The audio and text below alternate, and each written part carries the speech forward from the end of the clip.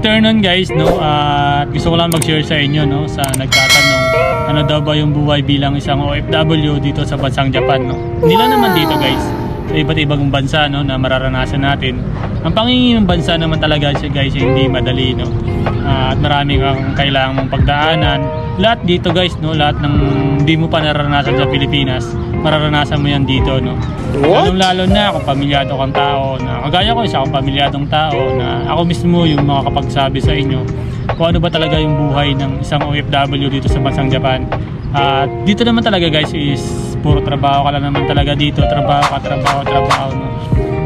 Siyempre pag-uwi mo sa galing trabaho, ikaw magluluto, kakain ka, matutulog ka, trabaho ka ulit.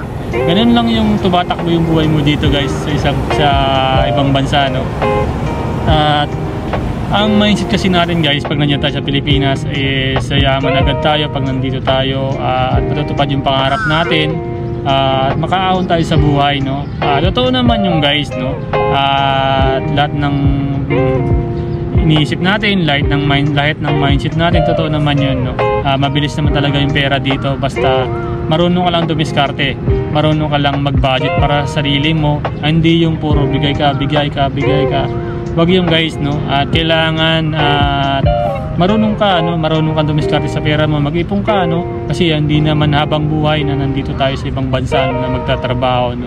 Siyempre may mga kailangan naman natin umuwi. Kung for good ka na dito, siyempre may pera ka, pwede ka magnegosyo, no? Ganun lang, no? Ganun lang yung buhay dito sa ibang bansa guys, basta marunong ka lang mag-budget para sa sarili mo, no? Kasi yung bigay ng luho, bigay dito, bigay doon, bigay sa kanila, hindi yung guys, no? Kailangan marunong kang mag-budget sarili mo, mag-ipon ka, magkano ka ng savings mo sa Pilipinas, or mas maganda guys, no? Kasi ako nagsisave ako sa Pilipinas, kasi doon talaga ay may ipon ka talaga, no? Kasi kunyari pag naubos ka ng budget, hindi mo magagalaw, no? Siyempre kailangan mo rin magtira ng para sa sarili mo dito, sa budget sa sarili mo guys. Siyempre ibabalance mo yun para hanggang katapusan, no? Pag makasahod ka, ayun guys, no? Ganun lang yung buhay dito sa ibang bansa, basta marunong ka lang dumiskarte. Tips ko lang sa inyo guys, na huwag kayong masyadong mag-expect na ganun kataas. Doon muna kayo sa mababa, no? Doon muna kayo sa mababa, kasi para pagdating mo dito sa ibang bansa, hindi ka pa di-disappoint. Baka sabihin mo, ay ganito pala sa ibang bansa, ganito pala yung ini-expect ko na ganun kataas, o di ba? Talagang mawawala ka ng gana, madi-disappoint ka, no?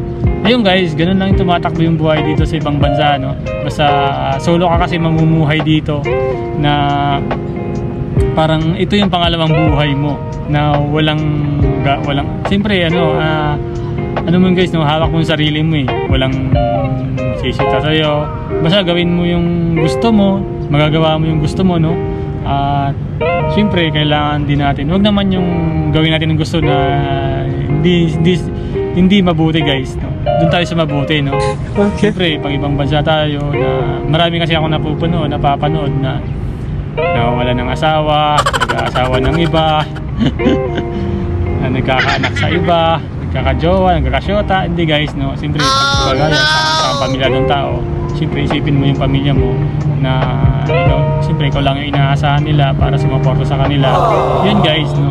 Yun yung isipin natin, no? Yun yung mindset natin para sa sarili natin. Kung natin gawin yun, no? Yun ko lang sa iba, no? Iba naman kasi tayo ng personalidad, iba naman tayo ng iniisip natin. Sa kanila na yun, no? Wala na tayong paki doon. Ayun guys, ganun lang tumatakbo yung buhay dito, at sana na-share ko sa inyo, no? At sa mga nag-a-apply dyan, no? Sipagan nyo lang lagi sa pag-a-apply, at sipag lang, no? At basta isipin nyo lang yung pangarap nyo na makapunta dito, at para mabigyan nyo ng buhay yung pamilya nyo. Ayun guys, no? At hanggang dito na lang yung video ko, yun lang, sinare ko na lang talaga. At wala naman tayong pasok dahil ngayon, at wala naman tayong gagawin. At siyempre mag-share naman tayo para sa mga kababayan natin. Ayun lang guys, hanggang dito lang yung video ko, and maraming salamat sa panonood nyo, and hanggang dito na lang, and bye bye guys.